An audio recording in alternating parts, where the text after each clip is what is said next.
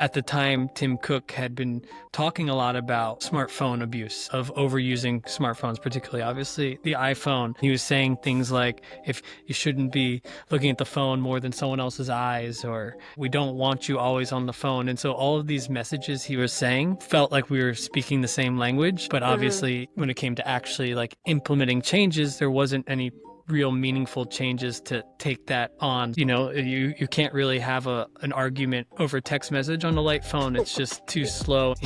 There's But no paragraphs on the light phone. no, I'd be like 6 texts behind. Do you have concerns about how big tech is acting? Do you think that they care about our digital well-being? I don't think they care in any genuine way, no. Hey, welcome back to the Logout Podcast. So I talk about screen time a lot on the show, and screen time can be anything, right? Your laptops, your iPads, your TVs. But the screen I'm talking about at least 75% of the time is this one, your smartphone.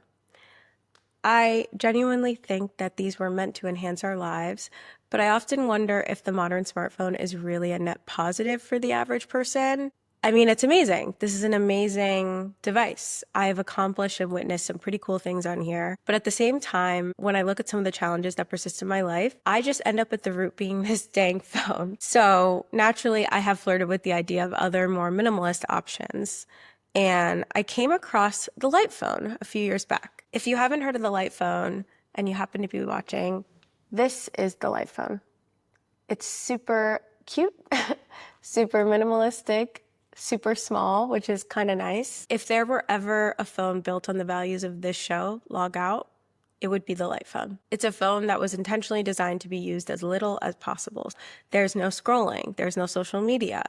There's no third-party apps, period. There's not even a browser on this thing. It's built around the radical idea that we should be looking up from our phones more than looking at our phones. I just have the Light Phone 2, but if you're familiar with the Light Phone, then you know that the Light Phone 3 just dropped last week.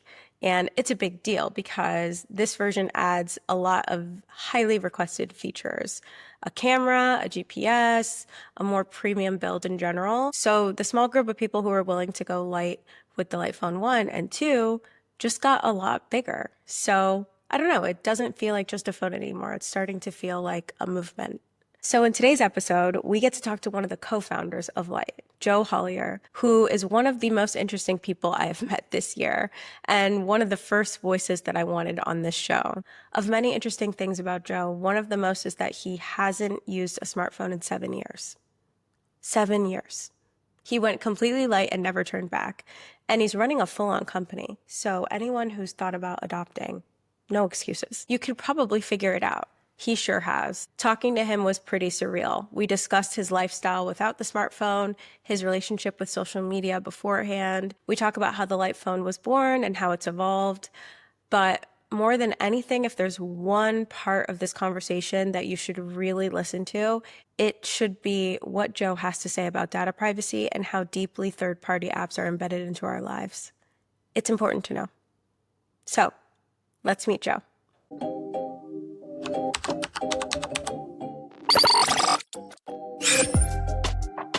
Welcome to the Logout Podcast. Thanks so much for having me. I have been really looking forward to this conversation because you developed a product for a market that most entrepreneurs wouldn't even touch, smartphones. You and your co-founder invented the Light Phone. First off, do you categorize the Light Phone as a smartphone? Maybe a simple phone. We're definitely more called a dumb phone than a smartphone. Mm-hmm. I don't necessarily think the dumb to smart spectrum is the best choice of words, but Yeah.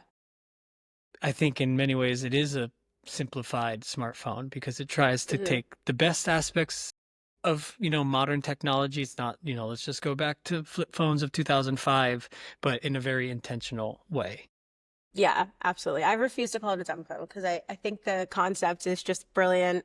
Yeah, I've been following the brand for a while, and obviously I wanted to learn a little bit more about where it originated from, and I saw that it was from a Google experimental incubator. Is that correct? Yeah, so Google, the design team at Google had this idea, this hypothesis that designers should be at the start of companies, like the founding table, rather than just this kind of afterthought.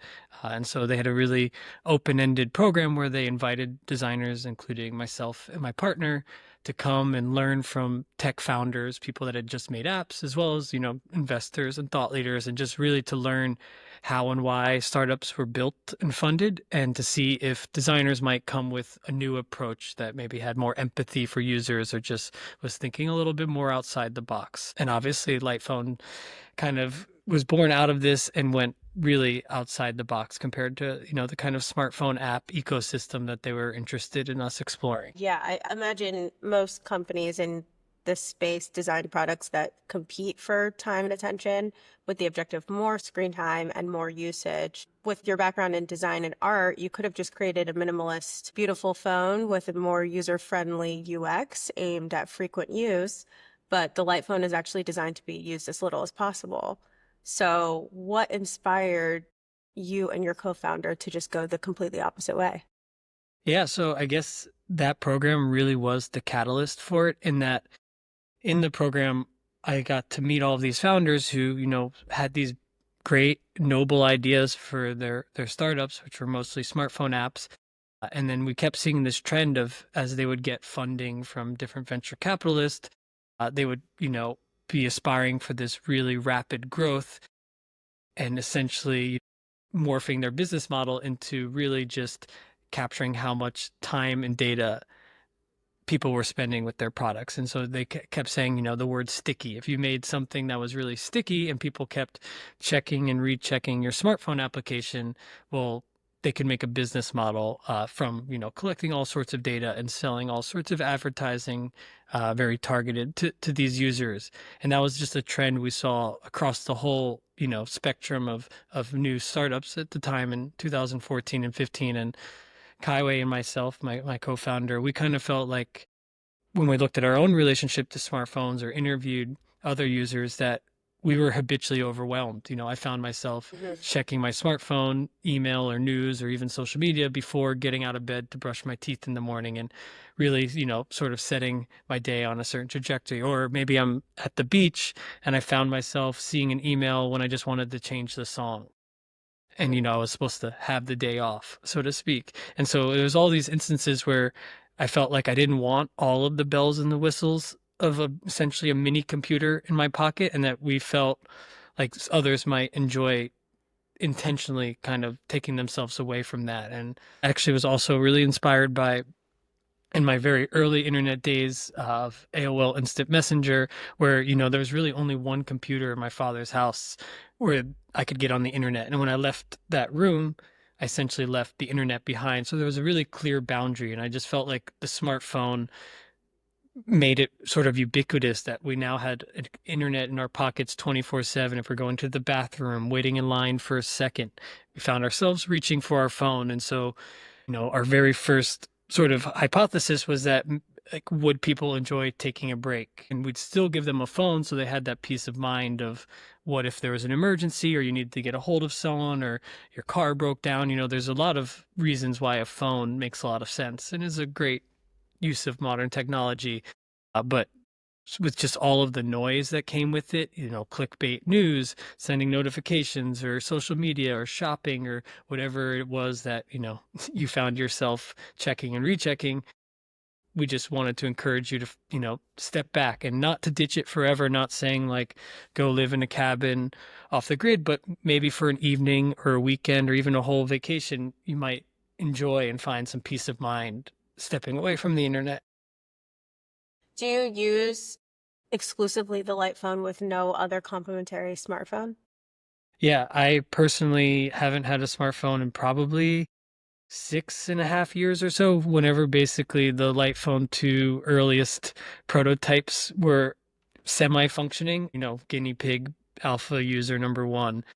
Mhm. I do obviously have many other devices like this laptop, how I'm connecting with you, and I've had tablets and other things I've tried over the years, but I personally have found that I don't need a smartphone in my life. The way I've sort of organized different things, I run this company, the Light Phone, but I use this computer, and then I set clear expectations with my team of, if you need to contact me at such and such time, I may not see your email.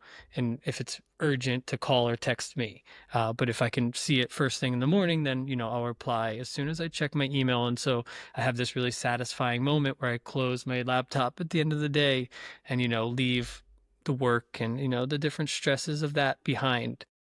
Some users do use the light phone as a complementary device. I've spoken with a lot of freelancers, for instance, like maybe they do hair or tattoos and they're kind of moving around at different shops and they'll have a smartphone as their kind of work phone. And that's what their clients get. That's how they're able to take different payment options that the light phone doesn't have, or these other features that they might need for their career, even social media being a part of that promotion.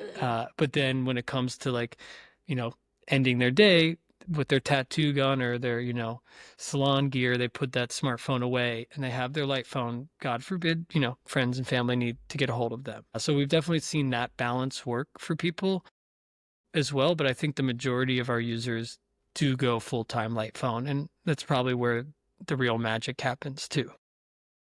And so 6.5 years, I think, this minimalistic phone lifestyle could very well be the future as we all become more aware of how the internet and social media and all of these different devices impact our mental health. So if this is a future that puts you 6.5 years ahead of everyone else, I'm curious what you've observed difference-wise in both yourself and maybe everyone around you. It must feel like you're a bit of, on an island where not everyone is doing what you're doing. So I'm curious what you've observed. Yeah, I mean, to be totally honest, it's 6.5 years. It seems so foreign to even think of what my life might have been like having the smartphone day in and out. I mean, I've had some of the pretty obvious, probably positive benefits of my attention span getting better and stronger, my memory, just being able to think of what I did and what conversations I had the previous night or, weekend.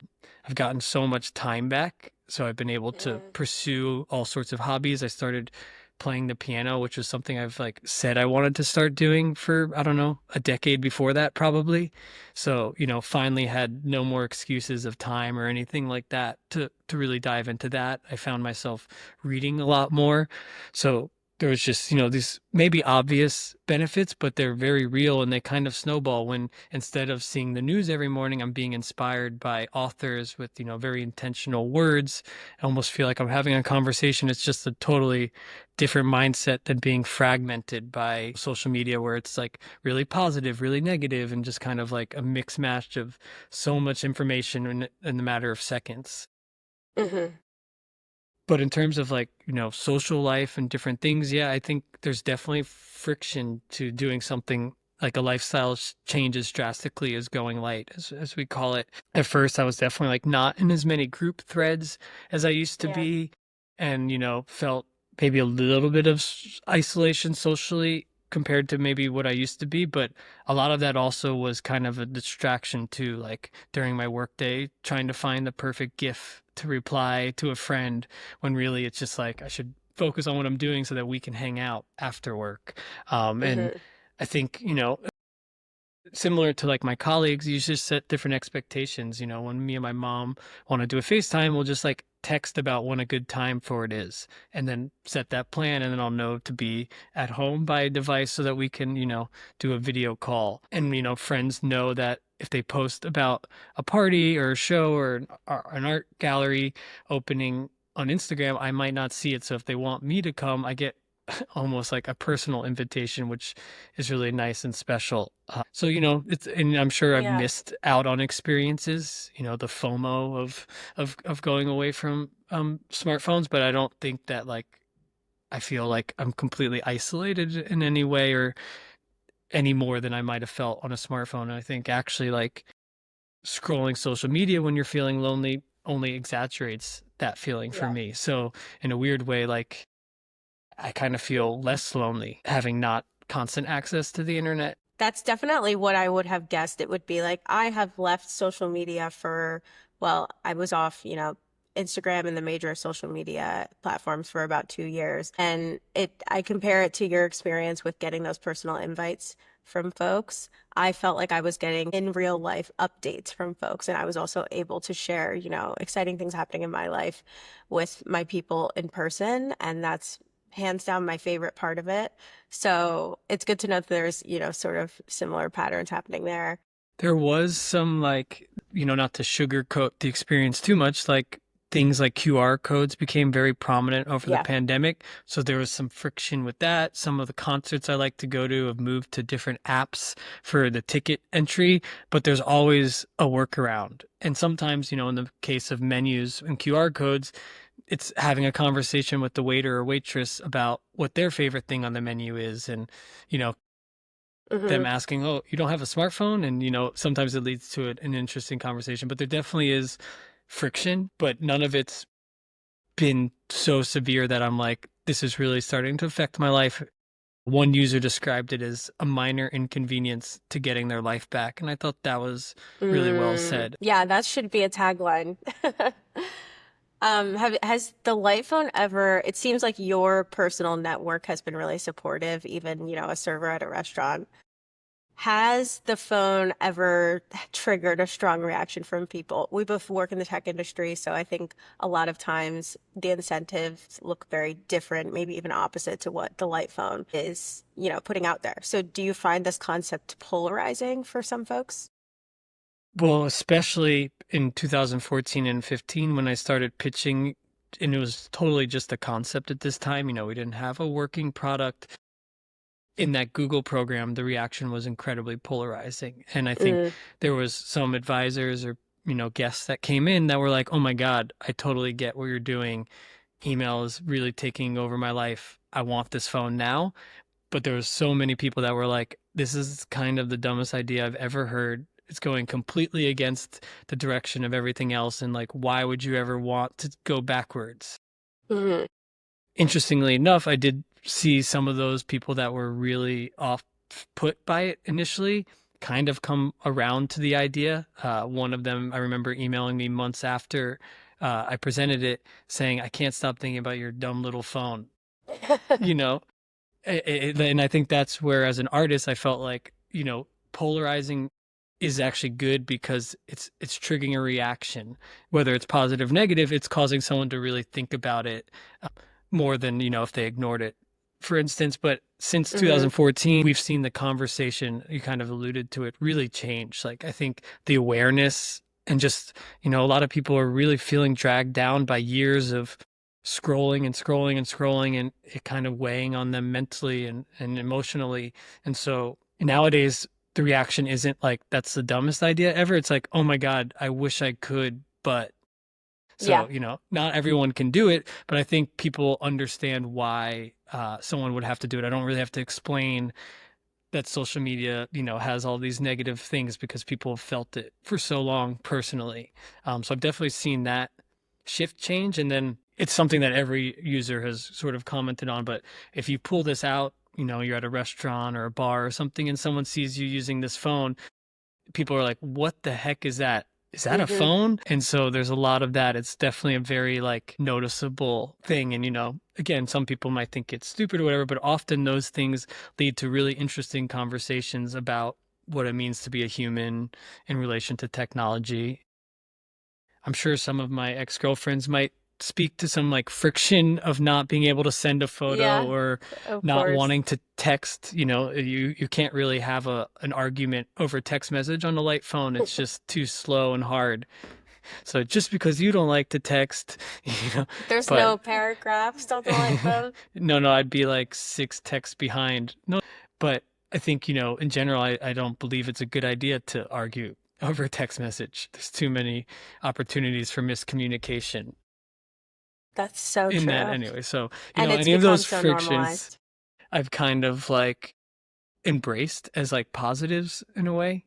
Yeah. It even changes how I might text someone, or if, you know, whatever, I might pick up the phone rather than text someone if it's a relatively complicated thing I'm trying to get across.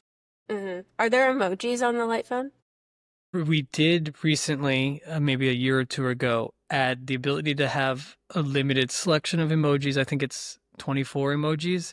So that was something I actually like initially was like, "Oh, we don't ever need emojis," but we survey our users each year and try to learn like what little features they might enjoy, and that was like overwhelmingly voted something people wanted access to, and it's been really appreciated by our user base. So we do have a limited emoji support, but we don't want it to be like you getting lost to find the perfect sushi emoji or something to send back. And I mean, speaking of, it's great that you survey your users. I would guess that you receive many requests for new features and that not all align with your philosophy. So, with the Light 3 phone, I think available for pre-order on the horizon, can you talk about the progression of the models and how you decide which features make the cut?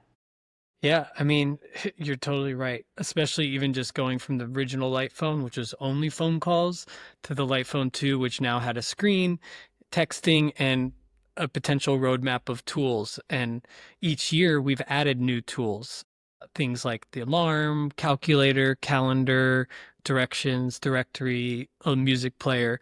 So, one can start to imagine how that might start to snowball into a full-fledged smartphone at some point. And so we've been really intentional with drawing clear lines about what the Light phone will never have. And that's, any infinite feed, something that you would find yourself checking and checking or getting lost in, whether that's social media or the news. It will never have an internet browser. Again, this thing to just kind of check and recheck, or, if you find yourself bored, you could, start entertaining yourself. And that's not the goal of the Light phone. As you said in the beginning, it's designed to be used as little as possible. And even when we add a tool like the music player or directions, or any other tool we add, it's always with intentional use in mind. So, really being thoughtful about, you open the phone with a task that you're trying to do. And because it's a little slower of a phone with the e-ink screen, you're kind of not getting lost, where in the smartphone you sort of move quicker than your brain can process. And people describe like opening and closing an app 5 times in a row unconsciously, and they're Yes. like, and these are just things we hear all the time from users, where like that won't really happen on the Light phone because you have to be really conscious of what you're doing. And so when we introduced the new Light phone, it really keeps the same, what we call the Light OS, our software.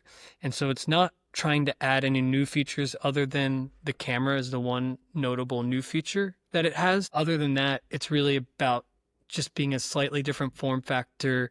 Again, from our surveys, for users, typically users who are using it as their only phone and just want it to be a little bit more utilitarian.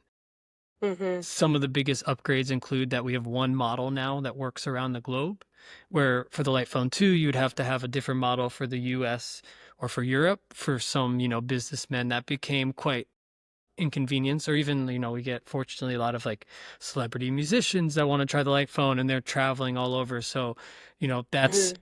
not really about adding a new feature, but making it just so much more useful to the existing users. It's now made out of metal, so like it's just a much Okay. more premium build. It's a little bit bigger, which, this screen and phone is amazing how small it is. But for some of our friends that are, in their 40s and 50s and eyesight is starting to dwindle a little bit, it's just almost too hard to use the Light phone. And, people always say, I'd love to get that for my mom. But in reality, like the Light phone 2 might be too small. So it was really just about kind of trying to make it the most premium Light phone. And we don't really see it as a replacement, but sort of like, maybe this is the best phone to get for your kid, and you might be coming from the top tier iPhone and want something a little bit more powerful.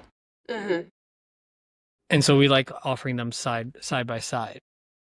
So, speaking of kids, I really wanted to ask if this was something that people bought for their kids, because there's just obviously been this concern about the safety of phones for children. There's even legislation just recently announced in the UK aiming to limit or ban those addictive feeds, those infinite feeds that you spoke of earlier for minors under 18. So, what is that looking like? Is that something that parents are getting into for their children? Yeah, it is definitely a trend we're seeing as well, from parents to just even like whole schools have reached out, and initiated the phone. Kai and I didn't realistically set out to make a kid's phone, but I think because of that, the kids are more open-minded. I don't think a kid wants a kid phone.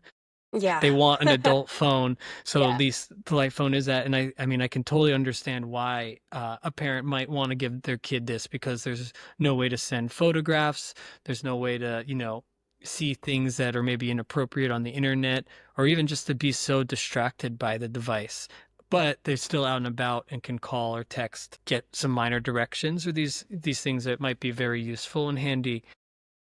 And I think going forward, it's something that we want to embrace further. Some parents have asked about like a Find My Phone feature so that they could actually see where the child is. And so those are on the horizon for us to lean into this further. But one case study we did do was with a school in Massachusetts called Buxton. It's a little private school out in the Berkshires, and they got light phones for the entire school and faculty. And for 1 year, or I guess maybe 2 now, they went fully smartphone free. And, I mean, the school still has like top tier computers, and there's like a music room and art rooms and all these great facilities.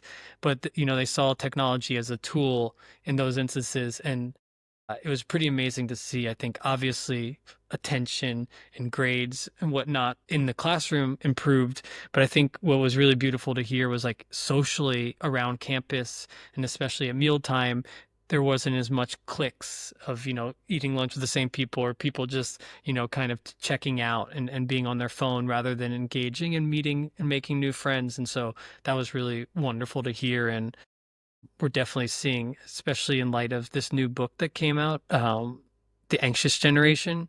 Yes. A lot of schools and parents have had interest, and I think that book is inspiring some of this legislation we're hearing about. So we're keeping an open mind and open to having any conversations with schools or governments or otherwise about how the light phone might be a good alternative to or an option for someone in a school with a smartphone ban, that maybe this would still be an acceptable device. Yeah, I mean, what's so cool about that is it's not just, one kid adopting the light phone and trying to, mesh with all of these other kids with an iPhone, but they got to really all kind of create this community around it. That's a huge point. Because we Yeah. have seen parents give their kid a light phone and feel like, am I making my kid seem like a loser, or like he can't participate in the same way that others can? So that is way harder for a lot of parents and kids to kind of do it on their own. Yeah. I remember begging my parents to upgrade me to an iPhone. I had a flip phone, and when I got the iPhone, I genuinely felt like it changed my social life a little bit. Now looking back, who knows if that was for better or for worse, but it's certainly a bit of a social experiment. And then speaking of Apple, I would love to pick your brain about the campaign that you did when you wrote a letter to Tim Cook.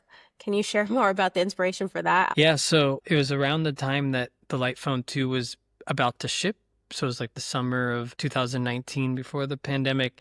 And we had, for the first time, a little bit of money to spend, but not a lot, naturally, on a marketing campaign. And so we thought, what would be a clever way to try to get the biggest reach. And at the time, Tim Cook had been talking a lot about smartphone abuse, of overusing smartphones, particularly obviously the iPhone.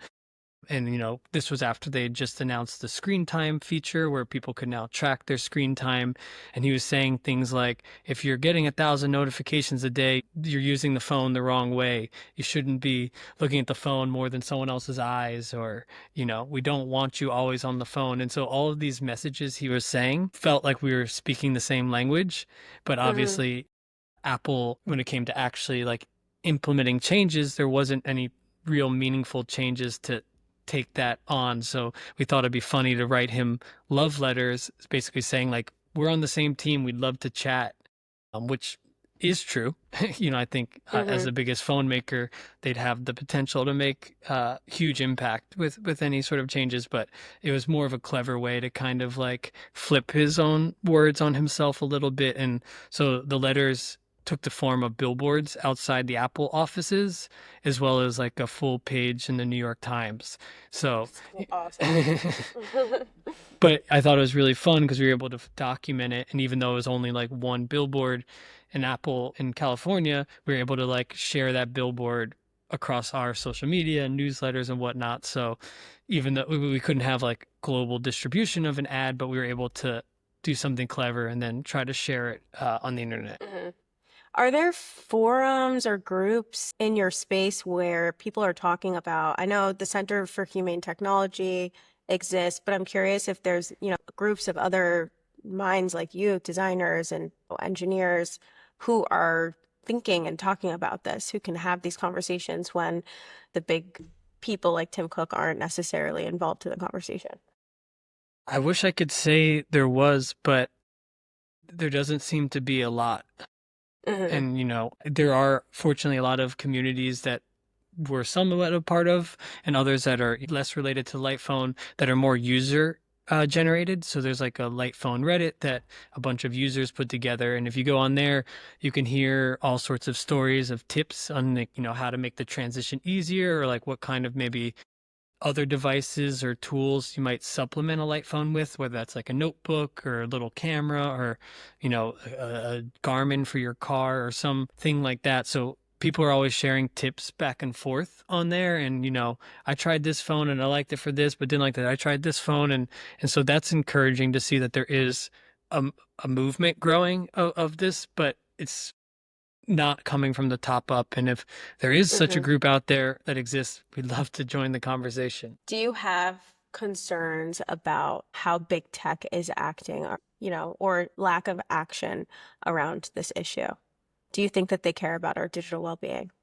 I don't think they care in any genuine way. No, I think there's been a few instances of like shallow washing of it, of, trying to say, oh, Mm. we have this feature where kids can this and that. But I think at the end of the day, so much of big tech, the actual business model, which is what moves all of their decisions, money, capitalism, of course, is tied to us being on their products more and more, that any attempts to, have us have a better relationship are really just like marketing facing, or to try to maybe proactively keep the federal regulations at bay or something like that. It doesn't seem like their interest would be to really help you have your best life, when they make more money if you're on Instagram for an extra 20 minutes. So they're going to show you whatever thing might trigger you to stay on for 20 minutes, even if you have somewhere to be and something else might, make you Hmm. happier.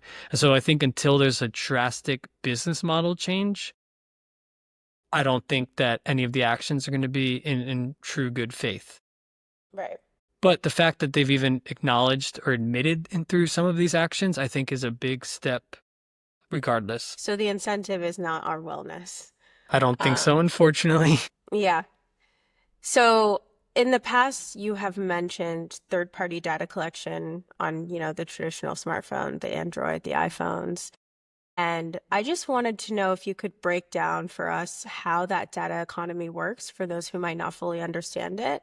My understanding is that it's coming from apps that we wouldn't necessarily guess.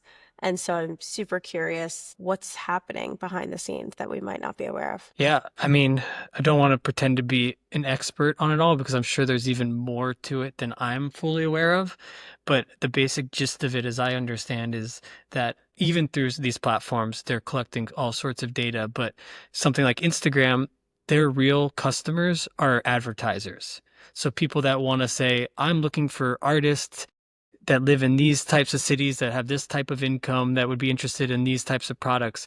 And through this combination of data from all things, credit cards to even your Spotify listening, your web searches, and probably so many more things that I'm even aware of, they create these profiles of targeted users that then they can sell for premium price, because it's exactly who an advertiser is trying to speak to. And so they're collecting data and then they're selling it to these people that get the data together and create these profiles, all with the goal of, better understanding us to sell us things Mm.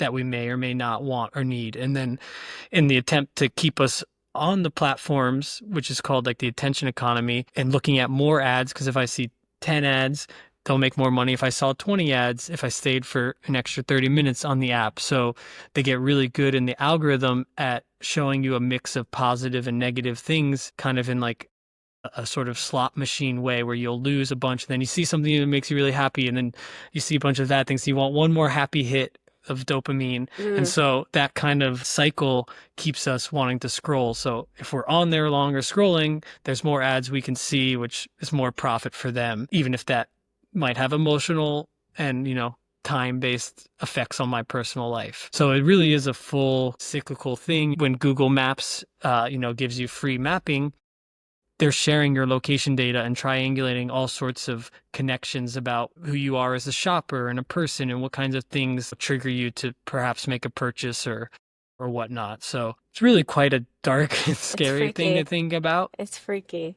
because, with the light phone, we see it much more as like tools where, we make this product, we have these tools like directions, and we pay for the direction data. And so for us, it's like there is a cost. The phone costs $300.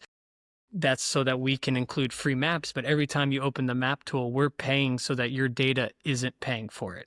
We don't ever share Mm, your location. It's completely anonymous and privatized so that if we even do have to work with a third party, no user information, but we at Light have no incentive in your data. That's not even a part of our business model. We sell phones and now optionally SIM cards. So, that's our bottom line. Instagram is free, but obviously has this. And yes. so many apps are like that, that Instagram, I guess, is maybe the obvious one, but I think things like directions, that's less obvious. Or even using Duolingo, they're using that to help translators and other things. So they're making money in all of these backdoor ways. I think I've heard somewhere if something is free, you might just be the product yourself. And so it's funny that you say Google Maps. I've definitely had the prompt of like, are you okay with Google sharing this data? My immediate reaction, if I'm given the choice, is to say no, but I always assume there's probably somehow, some way that they can still get some data legally. And it makes me wonder if that's the reasoning for the question that I think a lot of us have had is like, are our phones listening to us?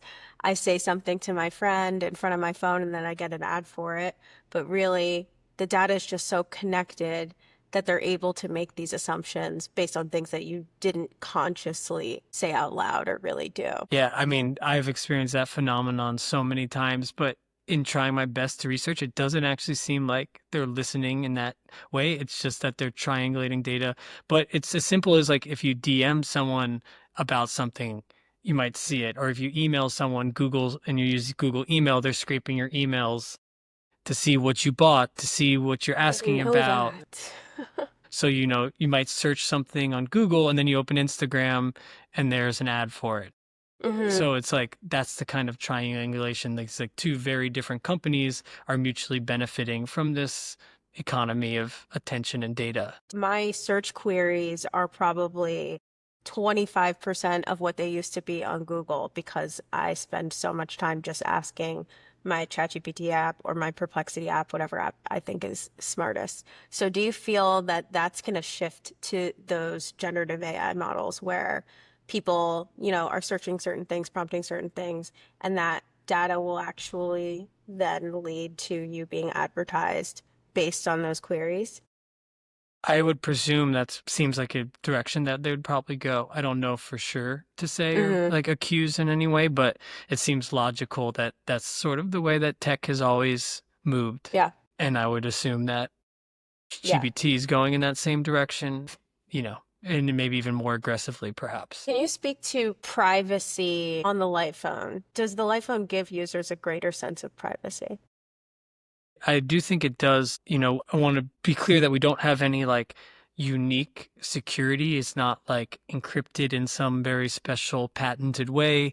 But the reality is that Light doesn't have any third party apps. So, you can't download some calculator that's now like tracking your location without you knowing in the background and doing things without you being aware. So I think from that degree, there isn't any third party information getting on your phone. And like, let's say, God forbid, you lost your phone and someone was able to get into the device somehow, or maybe you don't have a passcode. There's just inherently so much less information. Like, Yeah. they can see my contacts, my notes in my calendar maybe if you decide to have those tools, but there's no photos that can be stolen, doesn't have credit card information. They can't use my email and start changing logins and things. So in that degree, I think the lack of data that's on the light phone intentionally inherently means it's a more private device because it just knows so much less about you. And then the device itself never syncs that kind of data with the cloud ever. So it's not like Okay. someone could hack into your account on the computer side and now see all of your text conversations. We would never ever have access to your call or text history. That's, private and secure on the device. So I think for those reasons, it is a more private device. Realistically, I think users are proud of that privacy, but I don't think it's the number one reason that people buy the light phone. I think it's a kind of secondary or third reason. I think primarily people buy it because their relationship with their smartphone has gone sour and they are feeling, emotionally weighed down by constantly checking and rechecking and wasting all of this time. Or maybe they're, find themselves buying stuff habitually because they're being so well targeted with ads. So I think it tends to be that, or like, their child's safety or their child's performance in school. Like these are the kinds of concerns I hear more about. But I think the fact that our privacy policy aligns with that message so well means a lot to our users. Do you believe that an individual can be addicted to their phone? Yeah, I think for the first few years, I was really hesitant to use the word addiction just because it's such a heavy word for so many very, very real addictions that are Yeah. in the world outside of phones. But more and more studies just keep coming out that prove that we are capable of being very addicted to our smartphone. And I would say to some degree, most of us probably are, including myself. I think, we're humans and we're vulnerable, and they've gotten very good at exploiting that. And I think anytime we find ourselves reaching for our phone unconsciously because we're bored for a second is a sign that we're addicted. Yeah. Or if your phone's about to die and you get really anxious and nervous about what you might do, and to the extent that people have lost their sense of navigation in their own cities because they rely so heavily on the GPS, Oh. which, like, I don't even mean that to call anyone out in a way. No, It's something that our it's real. users say, that they get uncontrollably nervous at the thought of not having the GPS to navigate them. And so what I see is when people switch to the light phone, they're really self-empowered and they feel like, I'm going to figure it out. I'm going to get there. And there's some beautiful stories in that regard. But unfortunately, it does seem like the algorithms have been so good that they have made people addicted. And there's so many types of internet addiction that we've had people come to us, gambling addicts, online gambling, that, the light phone doesn't have access to that, to like pornography addictions. And, these were segments that like weren't even on my mind when we created the light phone, but they've come to us and found us to be a really great tool to help them manage their addiction to these other things that aren't just social media and whatnot. So I do think it's possible to be addicted to a smartphone. And I would say that there's not any shame in kind of admitting that to yourself, because, the smartest minds in the world and billions of dollars are put into making them addictive by design. So don't feel like, oh my God, I'm an addict. And we try in our advertising to never point the finger and say, you're an addict and you need, because I don't think that language is very helpful. If we do, it tries to be lighthearted. And it's like, isn't it funny that we bring our phones to the toilet with us?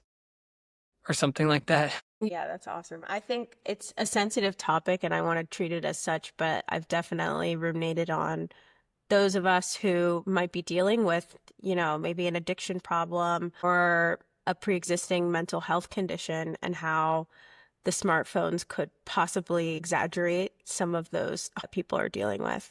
Have you had other users share feedback about how their mental health has changed since switching over? Yeah, to be honest, it's like been one of the most humbling aspects of doing this project, is especially once the Light Phone 2 got out in the world and people were really using it as their primary device. It's not an easy switch. There was definitely users that found themselves trying it and then going back to the smartphone.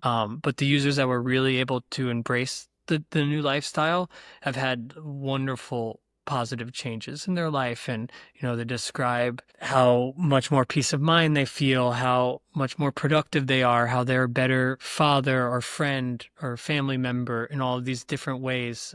One I love hearing is from like new parents who, found themselves with their infant in their arm, looking at something stupid on their smartphone and being like, my kid is looking up and there's something more important that I'm rather be doing. And, they're only going to be that size for so long. So I think those are the kinds of stories that just really hit home for me. Everyone having that kind of change. We've had high schoolers, not obviously the vast majority of them, on their own accord ask for a light phone, not because their parents said you should get one, because social media was just making them feel really bad about themselves. That comparing and Yeah. judging and bullying that happens, which I'm almost grateful I didn't grow up with that at that age myself.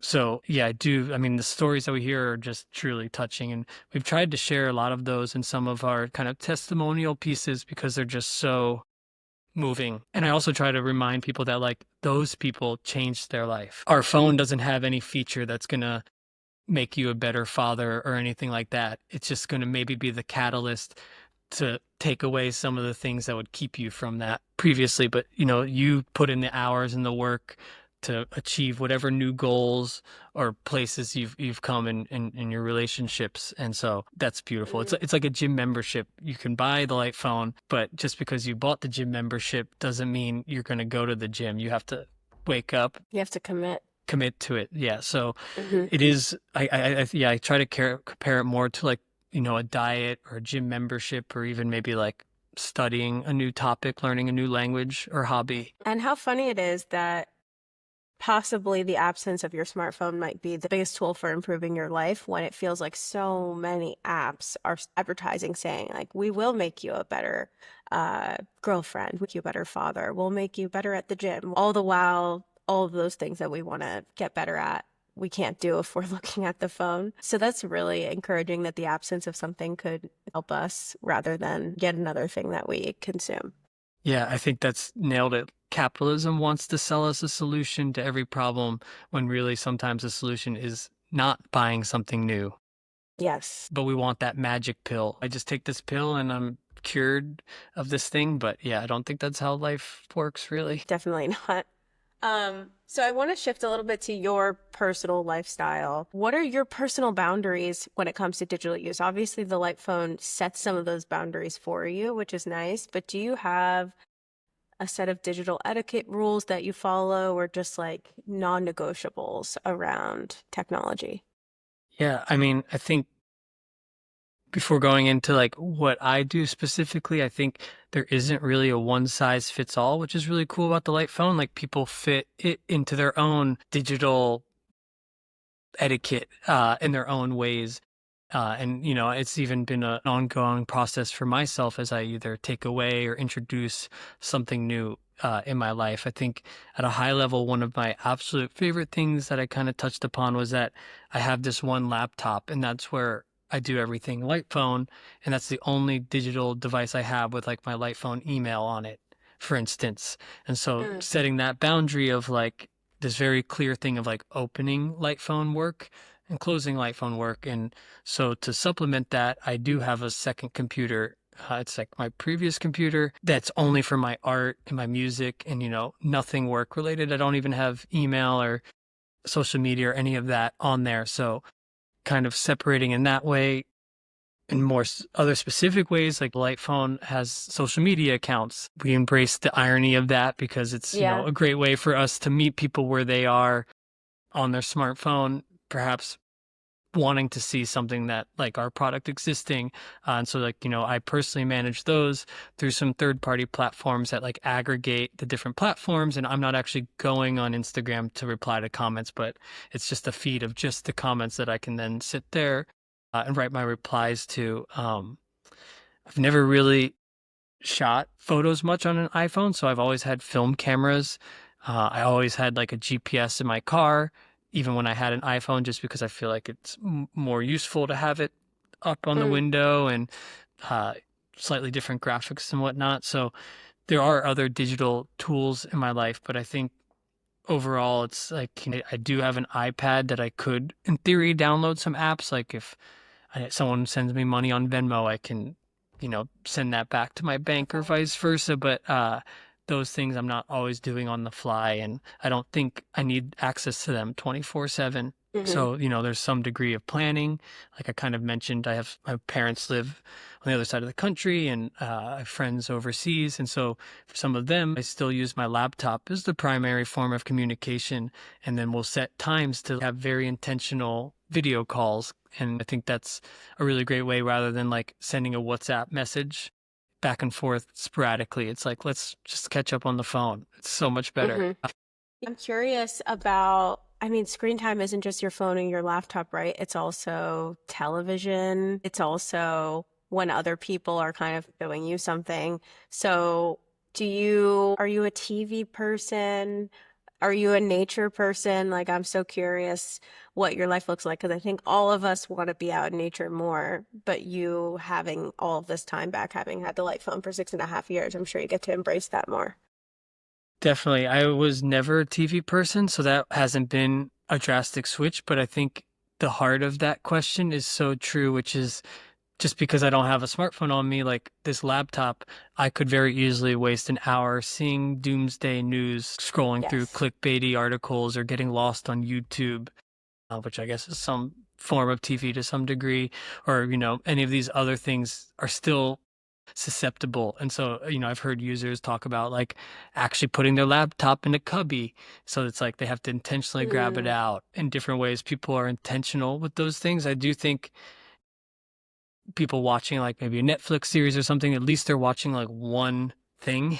Whereas like on social media and the internet, it's so much just like a complete bombardment of so many things. But when I have my light phone, I'm a huge walker and out in the world as much as possible. New York City is a beautiful place to walk around. And I love that I don't have access to things. I might be like, I wonder how that works. I wonder when this, and if hmm. the wonder is strong enough, maybe I look it up when I get home, or maybe I talk to someone when I get to a bar or the park and I'm like, do you know how this works?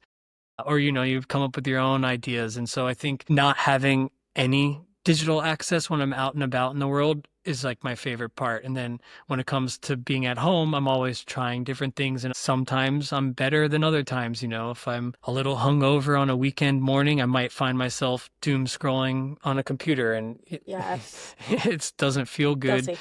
But it's not like the light phone has 100% cured me of being a human being. I'm still vulnerable and capable and lonely and sad, and news makes me depressed in all the ways that everyone else is affected. But I'm always kind of, reminding myself to practice what I preach. And, I Hmm. think speaking about this stuff so much, when I catch myself in those moments, it's so obvious to me what I'm doing that I'm able to Yeah. kind of snap out of it. So I think even if you don't find yourself needing a light phone, there's so many ways we can be more conscious and intentional with, even maybe taking some social media off your smartphone, but keeping a smartphone. Maybe it's not going as drastic as a light phone, but separating different parts of your digital life to different specific devices. Hmm. And like I said, there's not really a one size fits all, but I think we will all know ourselves and what we feel most susceptible to or feel like is maybe taking the biggest digital toll on ourselves, and maybe reconsider how we use that in our lives or if it even needs to be in our lives altogether. Like Yes. some people have deleted their social media, but still kept using a smartphone and found like, oh, actually, that helped me a lot. Other people have Right. deleted social media, kept using a smartphone, and then found themselves shopping or looking at houses they can't afford or the news or some other whole, because the smartphone is so addictive. We just, yeah, some people it's just like maybe not the right tool for them, and I think that's where the light phone might play a really important role. Yeah, I think I'm a great proponent for the light phone because I think about this topic every single day of my life. And still, it is hard. You have to be disciplined. I've actually made my own version of a light phone. I'm sold on a light phone, by the way. I'm getting one, everyone. But I made my own version where kept, instead of trading it in, when I upgraded an iPhone after crushing it, essentially, it looks terrible. I kept it, deleted everything off of it, email, social, and now it serves as a tool for me when I wake up early, I go to the gym. So I have, podcasts that I might need. I have my health and fitness apps that I might need. Navigation, like you said, because I do get lost in my own city as well. And so it's like my own version of it. And the biggest thing that allows me to not fall into the traps of just, re-downloading the Instagram app or re-downloading whatever app is that it's not connected to any network. And I just have sort of set that boundary for that phone.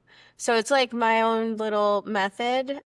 I I love that. think, Yeah, it's a very ugly phone, but that's even better because it's not as, aesthetically pleasing to look at. And so it's interesting how we'll all have to find our boundaries and what discipline that we have, but it's definitely taught me a few things. Um, so I want to ask, grand scheme, what kind of world are you hoping to create through the work that you're doing at the Light Phone Company?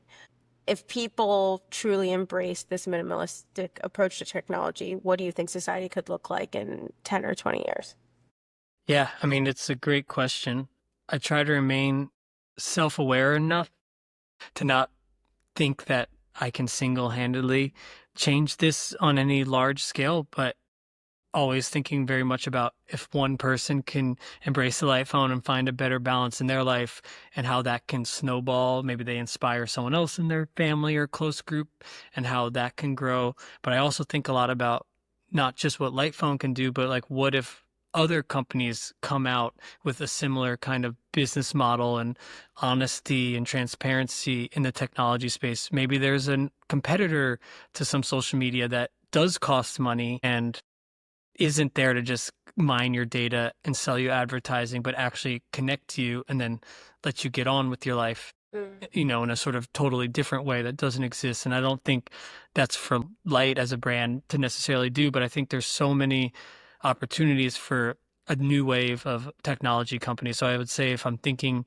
large scale, I think the Light phone might be just one of many phone options, any other Mm. category of products, whether it's shoes or cameras or jackets or anything you could think of, cars. There's so many types of cars. You have rugged cars, you have simple cars, you have sports cars, you've cars for big families, yet we all have the same smartphone. Samsung, Hmm. Apple, Google, they're more or less the same big glass boxes. So I'd love to see a variety of phones with more specific demographics targeted. Could someone make a phone specifically for the blind? What might that look like? And so I love to see some of those things. And then I just think there's so many other ways that, especially when it comes to the software side, opportunities for new kind of technology, but consumers have to be willing to pay for it and realize that it might be worth that. Obviously, anything that's free has a team of people that are getting paid behind the scenes. And so there needs to be some way to offset that. And I think as consumers, we need to assess whether, like, is this worth that price for me? Is it bringing me value? Where when it's free, we kind of like stop that Yeah. questioning. So I'd love to see a slew of companies, and I'd love to see a lot less political divisiveness. I think social media, I mean, there's always been echo chambers, even with old school news and newspapers, but I'd love to see more people talking in real life and in longer form. I don't think 140 characters is the appropriate for any sort of political discourse or any real conversation or as an artist, I think social media really waters down the experience of viewing art at this scale in between ads Yeah. above and below it. So I'd love to see more people in IRL doing some of these things. And I think the power of the internet to share knowledge is so amazing, like going on YouTube and being able to find a video of someone fixing the exact refrigerator I have. That person's not doing it for any money or any incentives. They're just like, hey, I figured out how to fix this thing on my fridge and I'm going to show you. It was a weird example, I guess, but like very practical and happens, where you're like, how does this, how does that? And I think I'd love to see more of that without these kind of corporate interests. Like, I don't want to see the algorithm show me random political things when I'm looking up pianos, or like something like that. So I'd want to imagine a world where the consumers are more conscious and not willing to just accept that our data is the commodity that pays for the entire internet ecosystem. And I think when that happens, we'll see a tide change where the companies that either will pivot to addressing that in a more different way, or there'll be a new breed of companies. And kind of always I talk to a lot of schools about the light phone process, and I'm just like, if my silly Mm. artist self can come up with this idea and somehow pull it off, like you guys here at Stanford can go way further. So My I'd gosh. love to Yeah. see what those kids can do way beyond what light phone could ever do. Yeah, I think it's going to be very cool seeing the next phase of entrepreneurs come in because there's so many stats around much more these kids are, one, aware of their mental health, but two, just care about how the world works and just care about the ethics of it all. So it'll be exciting. And even, the more senior people that are leading these huge companies that are like brilliant, instead of selling us clicks and advertising, what if we were using those brilliant minds to solve things like climate change and address Hmm. other very real issues versus just, how do we get someone to stay on Instagram for a few more minutes or sell a slightly more targeted ad for a slightly higher price? Yes. I think we're gonna get there. I really do. That's what this podcast is all about. I love the optimism. I try to keep that most days, but then some days I'm like, oh my God, It's are we hard. really just moving full speed in the opposite direction? But I do tend to share that optimism overall. Yeah. Yeah. Oh no, I have my doom days for sure. Okay, so I ask every guest this. What are you logging out of this year and what are you logging into, however you may interpret that? I think when it comes to logging into, there's a lot of more of all those hobbies and things that I've shared, but specifically this year, I've really re-embraced my skateboarding roots. I think Oh, as cool. you like hit your 30s initially and everyone gets jobs and girlfriends and there's just less time and our bodies don't quite work the same way, it kind of fell on the back burner for a few years. But skateboarding really was what started any of my artistic endeavors. And I still collage and paint, but those are very solitary, both in like a physical exercise sense, but also socially. So it's been so fun this year to like go out filming, and it's, humbling because we're not performing in the ways we once did, or we're not competing with the top pros, but we're competing with ourselves and out in the world, like going out to Harlem or the Bronx or, all these different boroughs and places I would never go if it weren't for skateboarding. So I've been doing a lot of that, and that's been so fun and, a fun Very way to cool. like make something with your friends, get some exercise, creatively stimulate yourself a little bit. And then I think what I'd like to do less of and have been pretty good at is like some of the other things like drinking and staying up late and just trying to be better at realizing how much I love waking up early and clear headed and spending time with my books instead of just getting an extra hour of sleep because I stayed out too long the night before, which I love that too. In New York City, it's unfortunately like a very fun, real thing that happens Yeah. often. But just learning to say no to things, like I could go to another concert tonight or I could just stay at home and read with my cat. And so I think slowing down a little bit. Joy of missing out. What I would love Absolutely. to log into more next year, I shouldn't even be saying it that far ahead, is like nature though. I think, I get a lot of day-to-day walks in New York City, but I'd love to find a different relationship with nature where I could spend weeks and months outside the city. But that's something I'm sure every New Yorker will tell you. Yeah, I mean, and there's some beautiful spots in New York that you could find, but also of New York. So, But you can really let that control you too as an excuse. Like, I'd make more art if only I was out in the woods more. So I try not to use it as that excuse. yeah, I'm with you. I'm a camper, so I'm always looking for my next shot at getting out in nature. So good for you for making that a priority for yourself. Okay, so what is next for Light Phone? What can we expect in the future? How can people stay informed and know what's happening? Everything that we've been really working on and will be continuing to work on for the next couple of years is all about just refining the Light Phone experience itself. So when the Light Phone 2 first shipped, it only had calls and text and settings. And each year we've rolled out more features or even just like simple improvements like spell check, copy and paste, and some of these things that just eliminate unnecessary friction. There's inevitable friction with any lifestyle change. It's hard to go to the gym every day, but if something minor like not having spell check is making it so hard to use the product, that's a problem. So I've been really trying to work with the community to find things that are totally aligned with the phone, but will just make it so much more practical going into the future.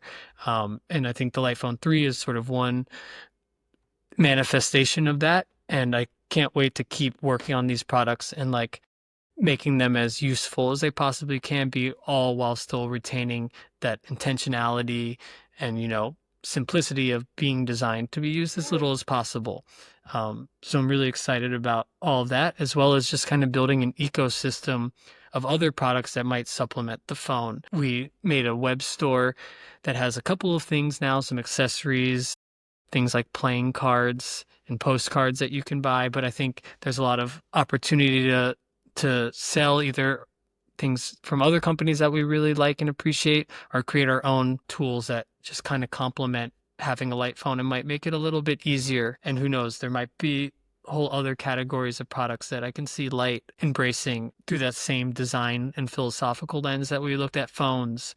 What other technology might we be able to put through that same filter? Right now, we're primarily D2C. We sell through our website, thelightphone.com. There's, like I mentioned before, a Reddit of users that have created in a Discord where you can ask questions as a potential user and get, honest feedback. People share their stories for better or worse. The light phone definitely doesn't work for everyone. And so you can hear about some of the reasons it didn't work, and maybe there's another phone that's recommended that might work better than the light phone for your needs. So if you are interested in this space, looking either at our blog on our website or perhaps there, and hopefully we'll have some cool collaborations too coming in the future. I think Yeah, that's really exciting.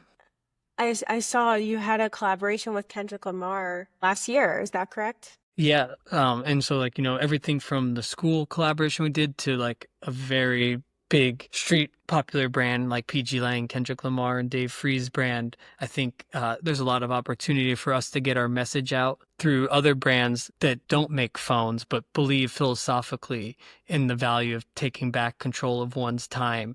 And I think that was a great example of that. Kendrick felt strongly that smartphones were not a great thing to have in your young creative life, that it was probably a distraction and taking you not only like time away, but that comparison problem that happens so much. And so, there was a really great synergy there, and we might do something again in the future, or perhaps there's other brands that it might make sense to kind of co-sign and help us to get the word out in new and meaningful ways. So I think that's something we're always thinking about too. Very cool. What a powerful partnership. I'm a Kendrick fan, so that caught my attention. We are as well. We're really grateful for that one. Well, this has been one of my favorite conversations this season. Thank you so much for joining the Logout podcast. We really appreciate it. My genuine pleasure. Thank you. If you liked this episode of the Logout podcast, you can like and subscribe on Spotify, Apple Podcasts, or wherever you listen. And if you need a little more, you can subscribe to our weekly newsletter, The Logout Report, with the link in the description. See you next week.